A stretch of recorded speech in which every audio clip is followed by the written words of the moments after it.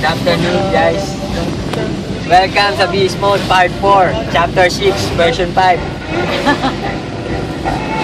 Dito ngayon, binabaybay natin Malagro. Tignan mo ron, huwag kang puro sa akin, Fred. Ito yung jeep na yan. Welcome pala sa Jolly Beast Mode.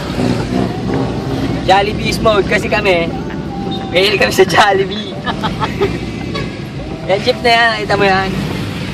Ingat tayo, pinasok tayo bigla niyan. Ang ginawa ko, pinagbigyan ko naman. Hindi mo tayo nagmamadali. Tumalawag sa kanan, tingin yung side mirror, siyempre. Yan. Pasok tayo, may nakapark na jeep. Pag ganyan, hindi mo papasukin agad. Pero papasukin ko yan. Hindi maluwag. Yan ganyan, bubusin na konti.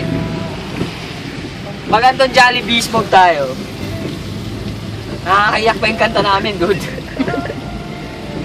Yan mo naman yan. Yan talaga mga jeepney driver. Magbababa ng pasero, hindi mo na itabi yung sasakyan. Pero sa Jolly Beast Mode, dahil maraming kumakain, maghihintay kami mabangkante ang upuan. Yan mo naman. Bubusin na tayo. Hindi na tayo makapasok. Diba? Tapos wala na akong makita. Sobrang pag na. Ano ba yun? Ha? Ito, di ba? Ito mo yan. Ayun na po, yung Jollibee. Ayan na po yung Jollibee. Dahil po malapit na tayo sa Jolly Beast Mode. Wala tayong pambili dyan. Hindi ka na ito tayo, uwi tayo. Bakit tayo kakain, Brad? Jolly Beast Mode na to. Kaya yung Beast Mode na yan.